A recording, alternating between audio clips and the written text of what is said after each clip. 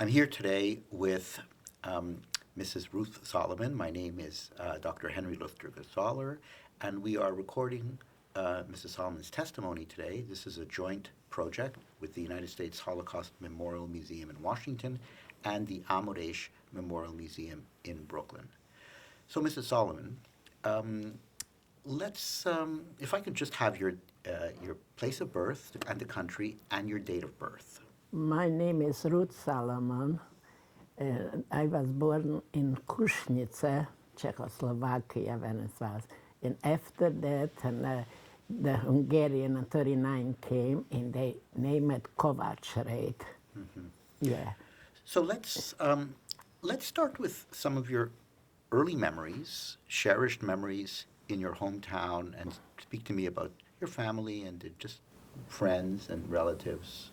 I have 4 sisters, my parents, and till 38 we went in the Czech school, and everything was normal. On 38 September, the Czech it started the war from Czechoslovakia with Germany. They took over the Sudeten.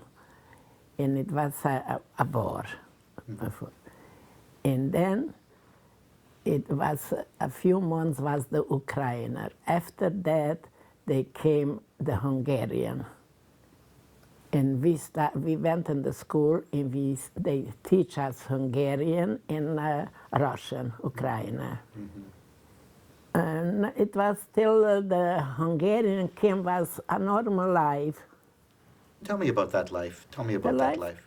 My father was making a monument, Mercedes. Uh-huh. Yeah, we have the banya. We have the how you should call. We have their own where they took the stones. The quarry. Yeah. And everything was from stone, the Mercedes, you know. So your father, yeah. your father, that was his business. That his was business was the monument yeah, we business. we have two people, but they do the harder work, and my father make just the letters. Uh-huh. He take us, and it was okay. And then start the hard life after the 39. They took the men and the labor camps, they call it munkatábor in Hungarian. Yes, yes. And the boys, they took the from 16 till 20 to 11th. Because the youngsters, they should go, they teach them how to behave in Hungarian. Mm-hmm. It wasn't easy. But before the Hungarian takeover, tell me a little bit about when it was in Czechoslovakia, what your education was. Did you go to a Bajsjakov, or was no, it it wasn't Bajsjakov. I went in the public school. Public school. In the afternoon, I went in the Jewish to learn. They call a cheder, even for the girls, they call cheder. And we learn like boy to read, to write, in the Yiddish we should be. And I came from a very Hasidic house. My father was very Hasidic. And which Hasidic group? Munkacs. Munkacs. Munkacs. He was born in Munkacs. Mm-hmm. My grandfather was Munkacs.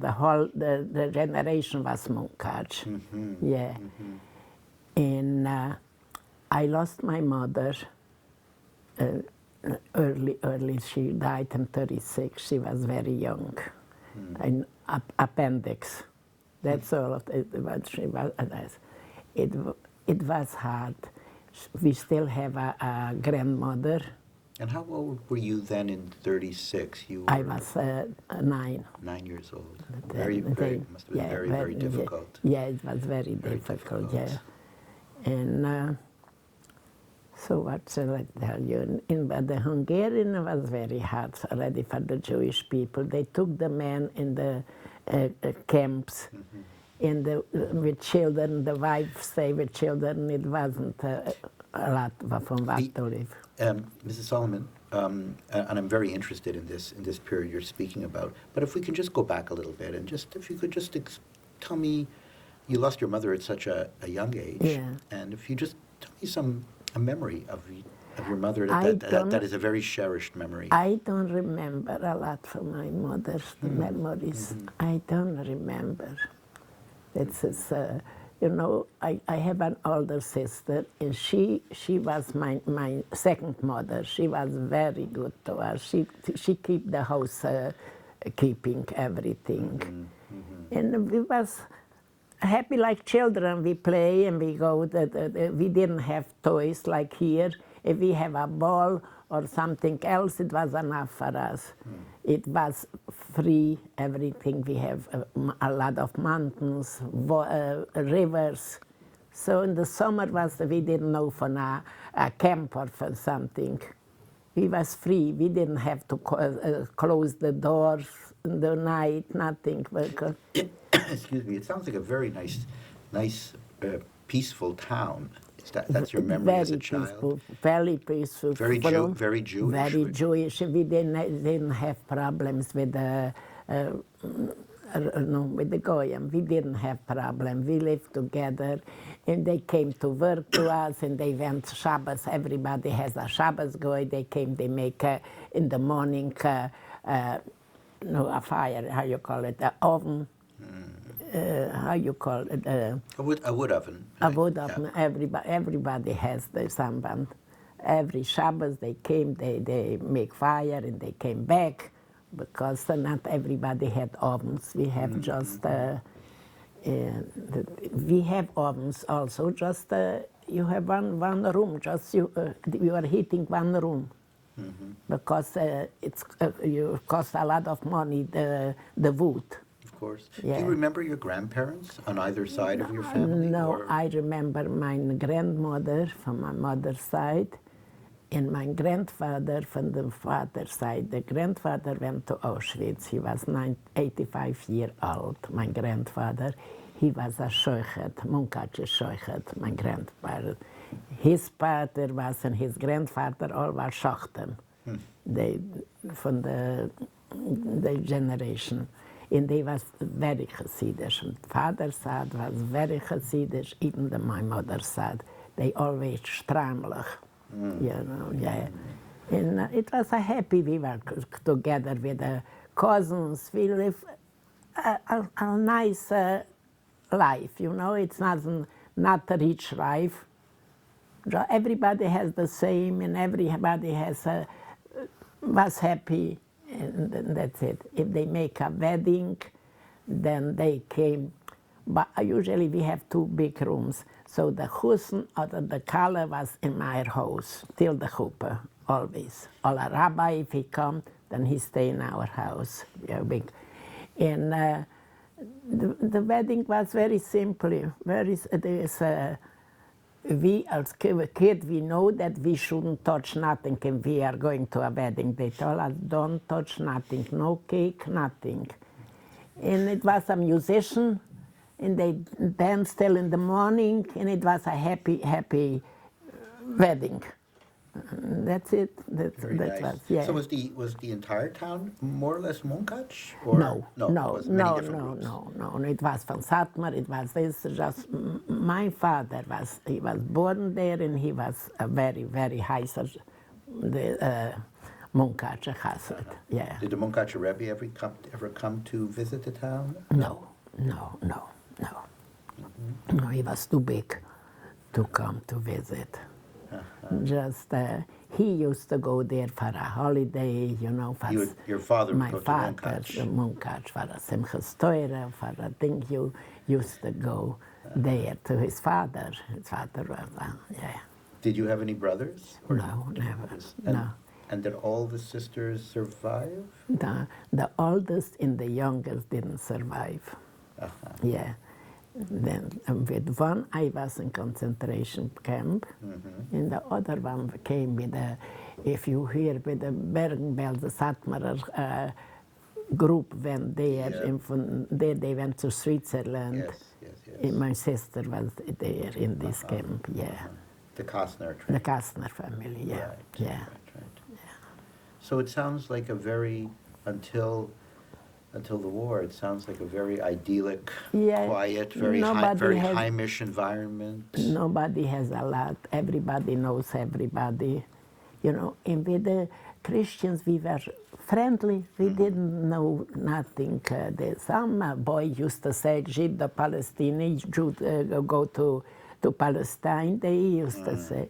Or other the teachers, they was very nice people. And they have, the company was the Jewish people, with the Jewish people, the teachers, even the Christians. They came from out of town and they was friends with the Jewish people. Sounds very nice. So the Yom Tovim in your town must have been a really Well, we to beautiful us event. used to us. Can you give me a memory of one of those? Yeah, like I a have Yom to Kippur? us used to came about Twiller. Since I was a kid, since I remember, he used to stay in our house to eat and to sleep in our house. And the people used to come to the dish, you know, to after the meal, they used to come and to dance, to you know, the Jew that was for years, Rosh Hashanah, Yom Kippur, he used to come to us, since I remember, since I was a kid, till the last Yom Tov was the last. Beautiful. Yeah, it was a nice, and a nice, a small town, just it was very friendly. Yeah, yeah. Beautiful. Yeah. And from your time in the Cheder, is there a teacher that really impressed you and that you felt? No, the teacher, no, we was together with the boys. Just another table. I see. We went together at the same time, and the boys. Yeah, they learn us to write, to read, and to the history, for the Jewish history, they learn us, and it was okay. It was okay. Sometimes we can skip, but the Rebbe let us, the parents should know that we went to play or something, it also happened. Or we went a lot of time to women, the girls, to a lady. Yes. To a lady. We were growing older a little, then we went to a lady. Yeah, in the morning and afternoon. Yeah. That was, we want to learn. It's not that they push us. We want to learn. In the chess school, my sister, everybody was the top students, always. Nice. Yeah. I remember a teacher used to say, it's such a wait time for this girl that they are not going to the higher school. Yeah, they wouldn't let us.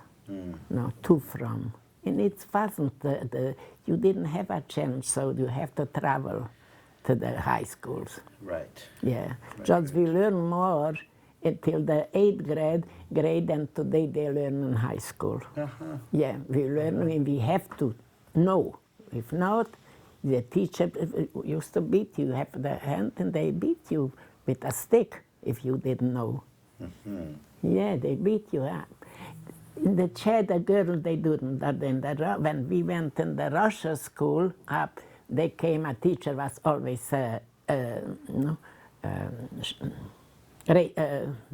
he drinks a lot. He came, then for nothing he used to beat us. For nothing, he didn't. He was, how you call it, a shaker. A drunk. Drunk, he was drunk, always drunk. So in the public school, you went through you went through the Hungarian, First of all, the Czech, Czechoslovakia. and then Hungarian and Russian together. Right. The rest together, yeah.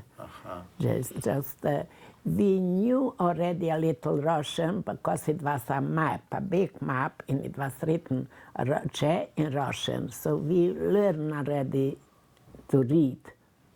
It wasn't easy. It wasn't easy, and we learned. But you became multilingual very quickly. Yeah, yeah. So what is your first memory, and we're going back to some of the things you said a little earlier, what was your first memory that things were changing for a young girl I guess you were about 11 or 12 years old when the war started? Yeah. It was. What did you feel? What was people were your father was worried? We was worried that, worried for You felt his worry? You felt his worry? everybody was worried because we saw already the anti-Semitism started. The Hungarian, they came already, the police, they was already brutal. We saw, we used to call them, they have feathers here. If something, the feather came in. Because the Hungarian police, they have under a head such a feather, like from a hen, the things. And they was brutal. They was very brutal. They once came, but as was working a man for years, and he didn't know from the parents nothing, and he got a letter, and my father went, he knew where he is, to give him a letter. And the police saw him, and they took him in, and they beat him up. What letter it is? He gave the letter. He beat them up, and the other man for nothing. My father was very scared from them, very scared. He was a quiet man. He didn't want to have nothing to do with them, It was scary. So your first indication was this event, and that you felt that something had changed? Yeah. Did you feel other things in terms of neighbors and? No, with the neighbor, we have Jewish neighbor and we have the Christians. No. We went friendly. They was crying when they took us out. A lot of people, the neighbors, they was, yeah. So then, explain to me, what occurred after that? You said they were crying when they took us out. Well, tell me the other things that occurred prior to being taken out. Were you taken to a ghetto eventually? But just to explain to me as much as you can remember, just the conversations that you had with your father, with your sisters, about what we're doing, what's going on. My father was believing Mashiach is coming. He used to, I remember he was sitting and he said, maybe it's a gamzele teufer. Mashiach is coming. Always when they say Mashiach is coming, it reminds me of my father. If he didn't come then what shall I tell you? Always it's Mashiach Zaten. The people are saying Mashiach Zaten. I always said if it didn't come, my father believed so in Mashiach that unbelievable. He was a very from man, very from. So and then they took us in after a day after Pesach. They took us in the shul. We stayed because in our house. We didn't go to the ghetto first. They took us because we live across the street from the shul. We stay, and they stay for a few times. They took in the people in the shul in the neighborhood. They make us very fast, and then they took us to the ghetto. And the ghetto was in your town, or no, was it another town? The ghetto was in Munkacs. Yeah, the ghetto was in Munkacs, yeah. So that was a big ghetto. Yeah, Munkacs was a big ghetto. Yeah. And it was already hunger in Munkacs. We wasn't hungry because we have there uncles and grandfather. They sent potatoes for us and something, and we wasn't big eaters. I remember we have bread, and it was already, we cut out, it was spoiled already, and we cut out. And a boy came, and he said, I take this home.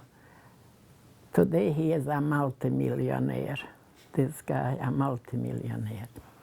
And his father used to say, 20 pesos to give for a bread, it's a lot of money, And in the wagon when we were, he gave everybody the money we should eat it up, because he was afraid that they will see that he has a lot of money. That I remember. And we was in wagon, They took us in a wagon, maybe 80 people or more, a lot of the family. From Kośnice to Munkac. Munkac, from Munkac to Auschwitz. So tell me a little bit more about Munkac when you were in the ghetto. What are your memories of that? Munkac, it was already hunger. Not for, we was a small family. I was there with my sister and my father. And they make us a shed on the outside. So we slept in the outside. We didn't have a barrack. Some people have, and we didn't. And we slept there, 3 people, like us outside. It was cold, and just we was waiting that the Russian is coming, you know. They had one transport, then they said, no, we will go the last. We hide it, we want to go because the Russians are already here and they will come any minute. So the Russian didn't come, and we went to the Auschwitz. Just that. And do you recall how long you were in the Munkac ghetto? About 5-6 weeks. 5-6 weeks. Yeah. They make it very fast for us. For the Hungarian Jews, they make it very fast. They clean up the things. In 4 weeks, 5 weeks, the whole days. Then they used to say that the Auschwitz, the crematorium, was burning 24 hours, day and night. Yeah. So from Munkac to Auschwitz, you were taken there by train? Yeah. In the wagon, not wagon. Yeah, I guess. Yeah, I thought 85 people, and we went 3 days, I think. No water. The kid was crying. No bathroom. It was terrible. We survived. I remember when we went in the morning, and one man, he knew already the way. He said, look, here supposed to be another station. And we said, yeah, I look in the window because I was in the small window. I said, Bobov. And I tell, he said, kinderlich, that's it. That's it. We are going to Poland. But we knew already what in Poland was. So that was it. And when we came to... When you said you all knew already what Poland was, you already... They killing Poland. You had heard that already. Not to burning, not to... We talked from beginning that we are going in a farm. That they tell a farm. So everybody thought a farm, that he knew right away. We didn't know that he knew what is going on in Poland, because he came back already. Yeah, and he knew that the Poland is no good. We didn't know. We knew that it's tourists in Poland, or that what is going on, that it's a crematorium or an Auschwitz. We didn't know that. But as was in the home, in 40, 41 was still weddings. You know, when the Poland was already killed in Poland, but as was still weddings. Yeah, it happened. That's. So you spent 3 days in a cattle car to Auschwitz. Yeah. And when you reached Birkenau. Yeah. When we came, and they opened the wagon, and they said, "Geht weg the Kinder, geht weg lots else, but leave everything and give the kids away, give the kids for the older people." We didn't understand what they meant, because they talk and they ran away. You know, they came to clean up already, and we didn't know, so they took us in. We was happy that the people, the elder people, they wouldn't work. They took us to work. That's what we was thinking from beginning. They took us to a bath, they shaved us, and they gave you a dress, a gray dress, one dress. And then we came. They put us in a barrack. It wasn't so wider, there's just not so long, wider, a bed. They put us 7 or 8 people on one side, on the other side. You see, and from beginning, you didn't know what happened to you. We didn't recognize the people just by the voices, because they were shaved, everybody was shaved, and in the dress, the uniform.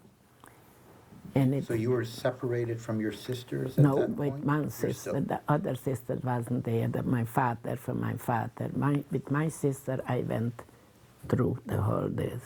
In 2 sisters, they went in crematorium.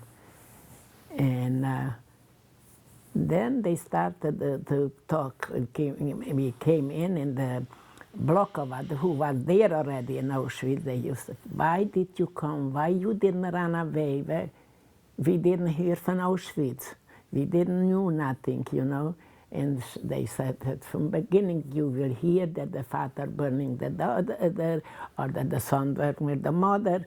You will cry, and later on you will be so strong that, like we are now, you wouldn't cry. You stop crying already. You got used to this. So this is interesting. So who told you this? The block of us, they was already there a year or 2, from Slovakia or from Poland. They was already there, and they live forward. They built the Auschwitz, they built the barracks, and if they didn't build, they show us for the dogs that bite them, because if they didn't work enough good, then they took the dogs. And a lot of people died there, they told us. And it wasn't the crematorium then when they came. If they didn't work, they killed them. Yeah, and they knew already, they was higher than we. They have already a position bigger to watch us with this. So they were the Blockälteste. The Blockältestes, yeah. And so they shared their horrible experience, and they knew already everything. they shared their horrible experience. They suffer more than we suffer, because they saw that it was in life. They killed the people, and they were much more. And they already didn't care. They knew. They said always, "We know that we are not going out from here. We will die here because we know too much." They always used to say, "We know and we see too much." They wouldn't let us out. Yeah. So when they told you this, what was your feeling at the time when they told you this? It must have been a feeling of... I tell you, we believed them. Some people didn't believe till the last minute. We believed them, but because we see already, we hear, when we was in Auschwitz, we hear in the night, they yelling, they crying, and they was talking between them. They was talking, the children, they so innocent in what they doing, and they was, they knew what's going on, and we believe, because they wasn't up and we was down in the bed, and we believed them. Not everybody, not the real Hungarian didn't believe. We believe more better, and it was terrible. In us, they took us at 5 o'clock, and early in the morning, it was dark. They took us uphill, cell uphill, for hours. It was dark when we went. And you have the one dress, and it was cold. In Poland is colder than here, usually. And it was cold, and you have to stay and watch the cell till they came in the morning, then gave us some breakfast. We stayed there. How many hours do you recall in the apartment? Hours. This was twice a day. And once my sister, she was older than I am, and she had ear infection. She was very sick, the ear was so strong. And we stayed at Cellapel the apple, and she fainted. And I started to yell in the Lagereltest. They gave me a punch, and she said for me of chair, "You don't see that he is coming." So they put her in the middle, and we was 5, and they put her in, and they wait till he went away. They put her in the barrack. So this was for me that I got so scared that he is coming. He would take her away right away. And I never met. I was thank for the Blokova that she hurt me. That I should be quiet because he is coming. And he came. If he saw somebody didn't look like that, out. And they took him in the crematorium. This we know. And your sister, it took a while for her to recover? Yeah, and yeah, yeah. There was pills, as you say, twice a day. That must have been extremely difficult for her. She was very, ill. very difficult. And we with the sister, from the day we came, we was together. We knew that if one died, the other died. All the time, till the last minute, we knew if one is dying, then the other. Yeah. And we share everything, we share the bread with everything. One wouldn't take from the other one more a piece. We together. That's a remarkable experience that you had with your sister. That's a remarkable This experience. is unbelievable. When we go, we'll tell later on, when we went to the death camp, and over there they kill a shot from left of rings. Who couldn't go, they kill right away on the street. And we went together 3 weeks, hand by hand, because we knew if they shot one, they will shot the other. Not once was that my sister used to say, "You go, I can't anymore, I can." So I was sitting, they should kill me too. No, or the opposite. I was saying, I can't go anymore. Let you go. And we knew that we have to be together. It was unbelievable. Yeah. Well, that's very moving. Yeah. That's very, very moving. You held hands together so that you would die together. Or live together. Or live or die together. That we together. They knew we always, when we have the food together, everything together. It was when we went from Auschwitz. Before we leave Auschwitz, I just want to say, with that the closeness. So here, in a world that is, it's a death world. It's a world of death. And such darkness and such despair. What was that light that held you and your sister together? What was it? Was sisters? She was my sister, my mother, my best friend. Uh-huh.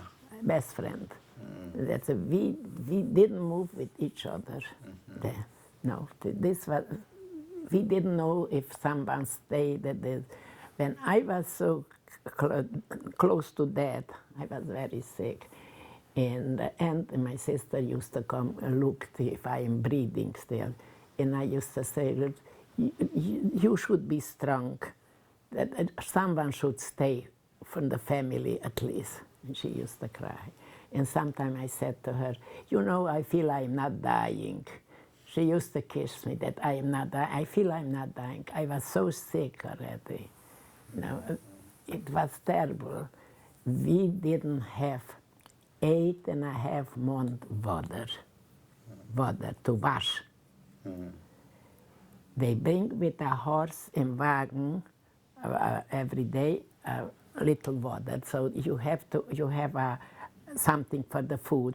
You didn't know if you should wash this, or you should drink, or you should wash the hand with this little water, that water. And we was full with lice. When we came home from work, we put out the dress and clean up. And who didn't do that, the lice eat them up. They didn't, they gave up. They gave up. And we want to live. We want to live. We didn't give up this. When you were going through this horrible, horrible time with your sister,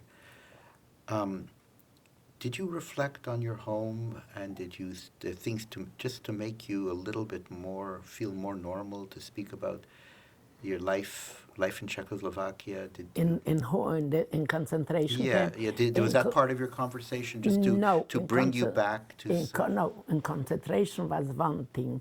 We should have enough food, and we should have enough bread to eat, and to leave that we don't eat anymore on the table. This was every time. Every time. We remained inside from the home, and we was talking, but because we was a family there from the same time, just that everybody was talking just from food.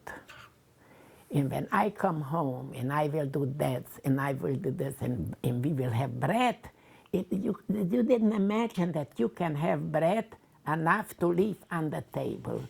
Till today, if someone throw out food, or I would keep it in frigidaire a few days, I wouldn't throw out.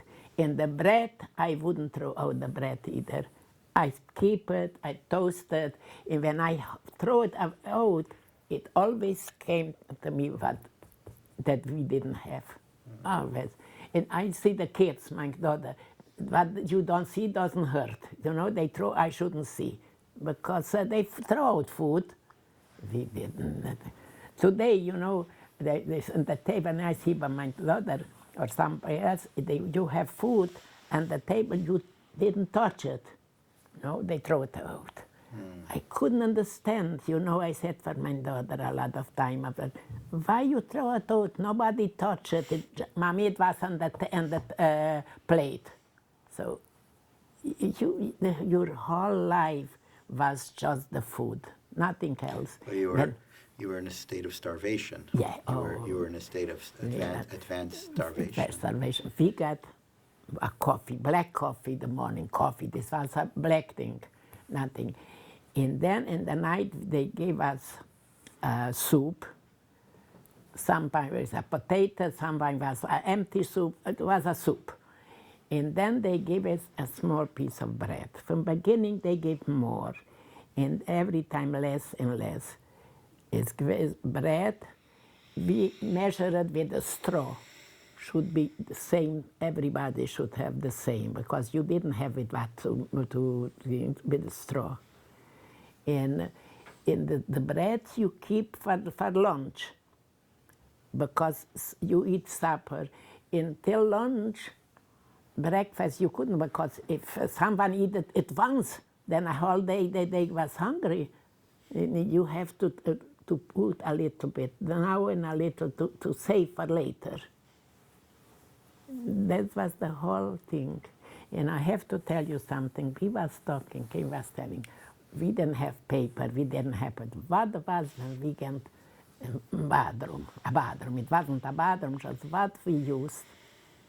We can imagine, we can remember, we talk already, the friends, what we use, we don't know. We wasn't normal people. They didn't keep us like normal people. We was just a person. I don't know what to tell you. We went a lot of through.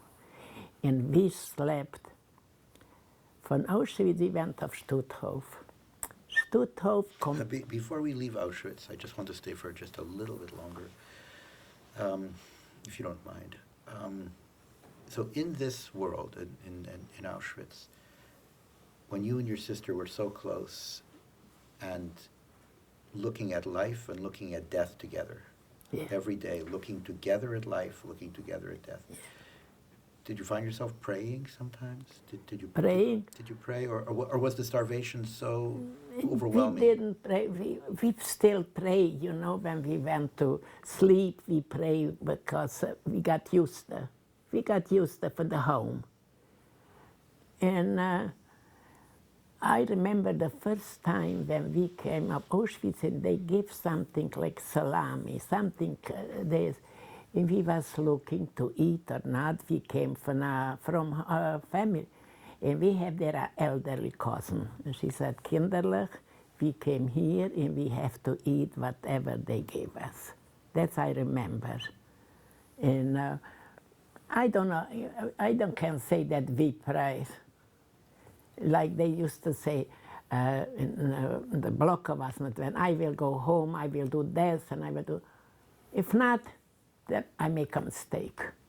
If I'm not going home and I go in crematorium, then I mistake. She was has a sense of humor. She used to say, I have a mistake.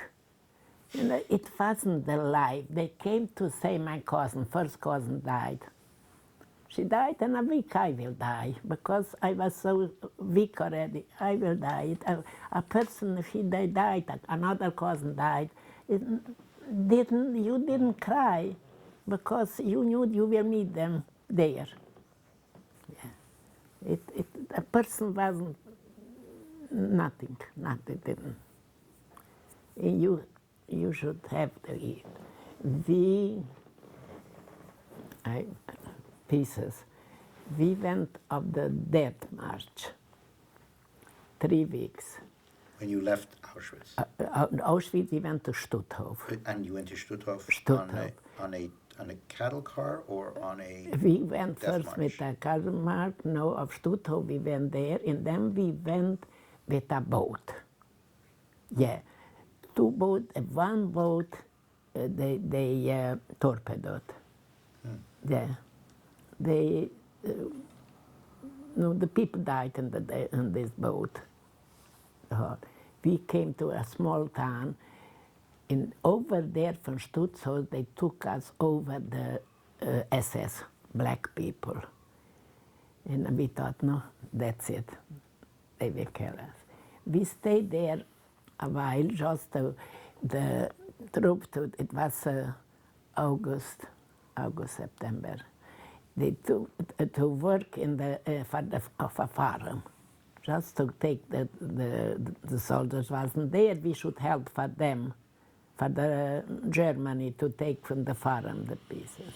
Then we left. We went to another place. We came there. We lived in the zelt, how you call it, the tent.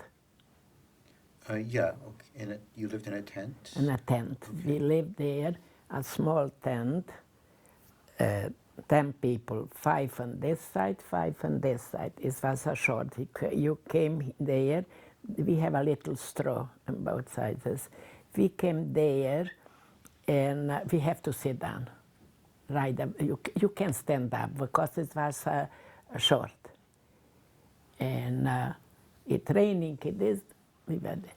From then on, we start to work in just the ditch, how you call it, the Schützengrabens. To dig it was a meter and a half dig, and so wide. We dig this all the time there. Wherever we went, we did them. Were these trenches? Trenches for soldiers? Or was this harvest? This is for against the enemies. Okay, so it's trenches. Trenches? Yeah, right. Trenches. Yes. We did this all the time. Uh-huh. I was so sick. And it was this rain and a snow and a wind and cold. I have temperature, and I couldn't work. My daughter, you have to, with a shovel or this, you have to work, not my sister went to the SS and tell him that he should let me sit, not to work, to bend down. And he started to watch me a whole day, how I work. I thought, that's it. I was sick. And if you didn't work, if you were sick, they put you in a block.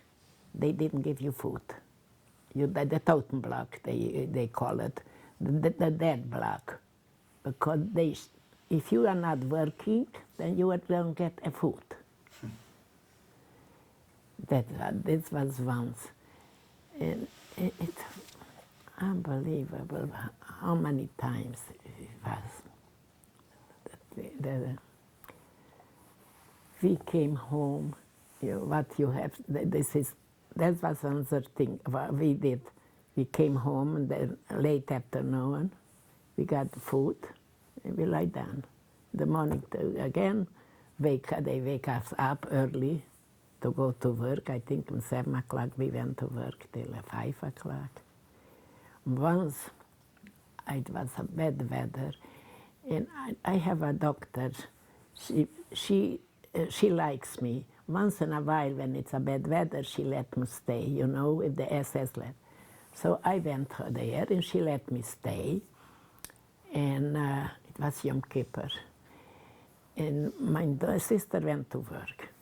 All of a sudden, the SS came, everybody out to go to work. So we went to work. I never forget that. And we work page it. The grass, we cut the grass. And we put the grass, because it was the water, that when an enemy came, they shouldn't see that it's a water. It was, we put it high. And it was windy, and it was so cold. And my sister was happy that I stay home. All of a sudden, when we came home, we met. She was so sick that I went to work. She was happy that I'm not working, that I'm home. And once we used the page, another place, it is the same grass. We do it for the shovel, we throw it for one, and then in the high. And SS came, and we said that he's coming. We have, every SS has a name by us. One is didn't have an eye, we call him the eagle, one has one tooth, He's coming, and he has a stick so big, a thin stick, and he started to hurt me. And he was hurting till the blood is coming for him. We didn't know from what. But why I didn't put it there, I couldn't pick up already the shovel. I should pick up and to throw it there, not to the next door neighbor. That's what we went through, such a things. Mm. I wanted something to tell you. That we went, and I was in a lager. A woman had something, soup. Somebody gave her something to warm up soup. A day before, our sister died. And she was busy with the soup, and she spilled the soup. And she said, we are so lucky. Yesterday, Sarah died, and today the soup spilled. And we was looking at her, she's crazy. She claimed the same thing that Sarah died yesterday, the sister, and the soup, the soup spilled. You understand what I mean? That the same thing. The Sarah died in the soup spilled. So, but the people was nothing. No. So every effort made to make you feel not human. Every effort made. They make it not human. Right. Not so human. so what? But your sister and you remained human to each other, Yeah, we have a few from the same town. We keep together because you have to go 5 when you went to march, or we went to work 5 in a line. And we this from the same neighborhood, and we were there from the town. In another one, we keep together. We should stay together. So what helped? I mean, because really, between you and your sister in such a horrible situation, the resiliency that you both showed to stay together and to die together if need be. Yes. And so you're also saying that when there are other people, that also made you stronger when you were able to share with people Yeah, from your town, we other keep, people. yeah. We keep it. And, we was hoping, and sometimes we said when we will go home, and you didn't see a chance. You didn't see a chance. I remember I But said, you kept up the dream. Yeah. You kept up the dream, the hope the dream that the you dream could was, go yeah, home. the dream was, I remember a SS, he wasn't so bad. He was telling once for a woman, we was there. He said, for you is the same thing. If you will, if it's the war, then you will work. If we win, you will till we are. If we don't win, we will kill you. You anyway, you will die. You see, because you are not going out. That he gave us. It was once a Rosh Hashanah, not Rosh Hashanah, it was still from beginning Tisha B'Av. They gave us up. This was in Stutthof, the best. The Stutthof was the best compared to every places because we have water. We had water and hot water. We can wash ourselves. You know, this was the good. Since Stutthof, we didn't have water, warm water, nothing. We didn't have water. In Stutthof, we have warm water, and we had a barak, a nice compare water. And nobody ate it. They gave a bitter beef to eat. Nobody ate it. It was somebody, it's Yom Kippur, Tisha B'Av, we still was a little religious, you know, from the home. We didn't eat. And the people saw that we didn't eat because we have there noch plates they gave us. And everybody put it on the floor or in the window.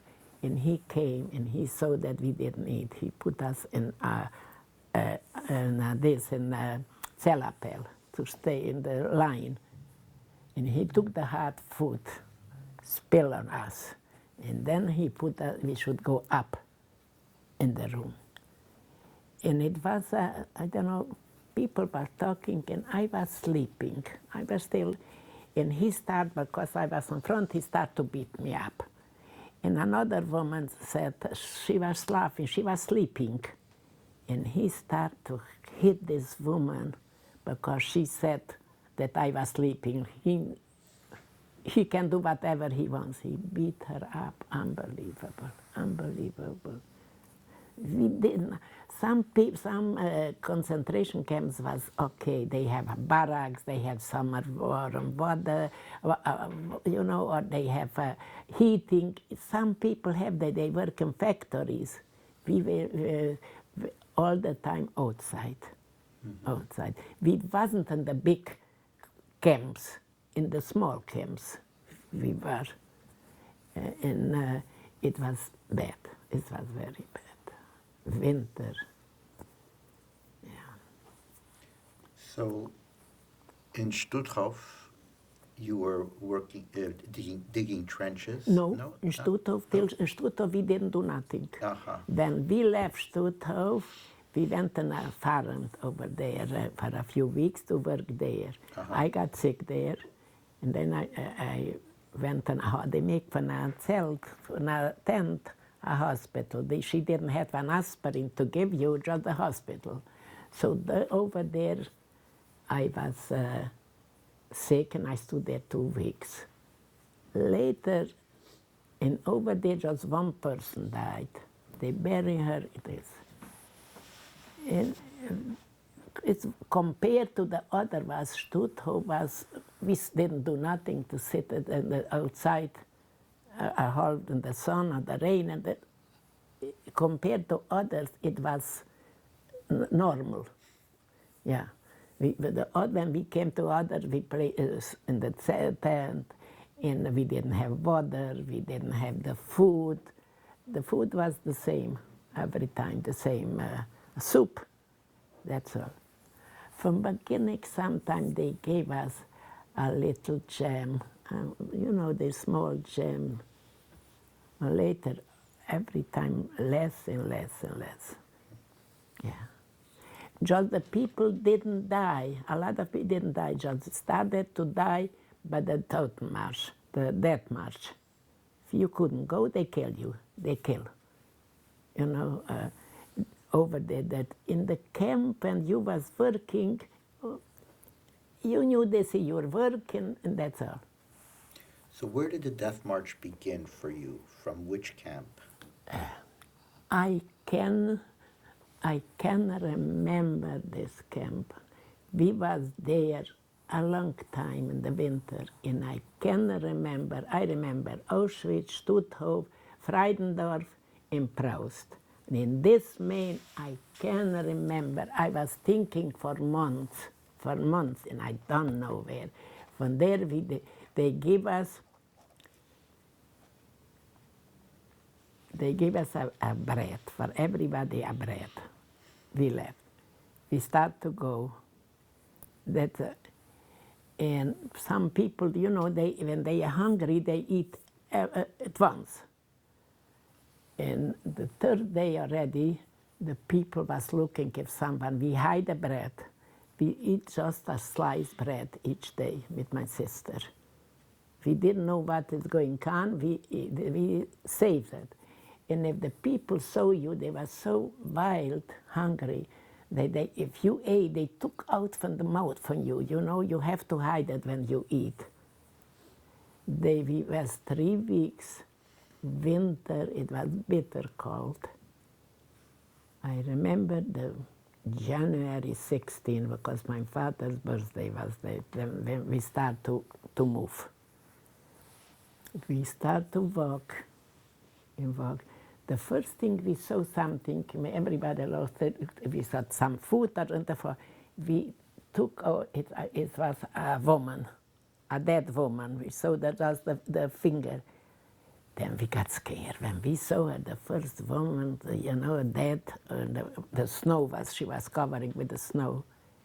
Then we was already scared. We saw it's not good. And we went 3 days, we came in a farm, every time in a farm.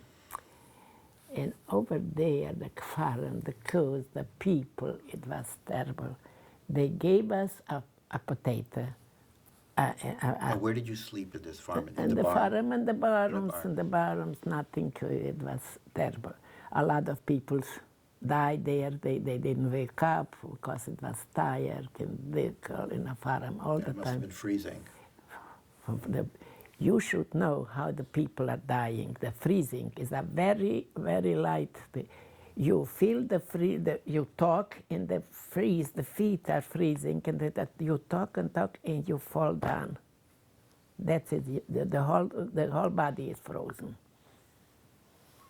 The whole body. That's what we went to. I remember we went, and I couldn't go already. I said for my sister, I can walk. My feet are freezing. And another cousin, and they took us and we ran. They ran with me. So luckily we came. Later we came of a place, also a farm. It was the farm, the cows, the thing. They didn't know what to do with us. No food. And they didn't give us food. I don't even, I remember just the Pellkartoffel they used to tell us, and when they gave us, it was so cold that it was frozen already. And this was a few times till we came to, when we came of another place, Proust. Over there, when we came, they took away the people, just a few people stayed there, and we came. Hungry, nothing. And they sat there giving some bread. I ran out barefoot. I didn't, and everybody was thinking that I got a small piece of bread. I don't know how I got it. And I came to my sister and I said, I got a piece of bread. Nobody should hear. We ate it up. We were so happy, a piece of bread we ate. Over there we start to work. And just over there was terrible. The people were dying. Every day came a not a carriage, like a carriage. They put their people on this side and on this side. Every day you see friends or you knew the people. Over there was already the death. What kind of work were you doing in Perugia? The same thing. Same thing. The same thing. We never do nothing, just the outside. Summer in winter, when it's hot and when it's cold, we didn't this. I hear my cousin say, but she has a warm place and she has food. We didn't have this. No. The food was over there when we was the anthem. They gave us also a soup, a coffee, and a small piece of bread. That was your day. No. We're going to take a short break right now, Yeah. and we'll start again in a few moments. Okay. Okay. Okay.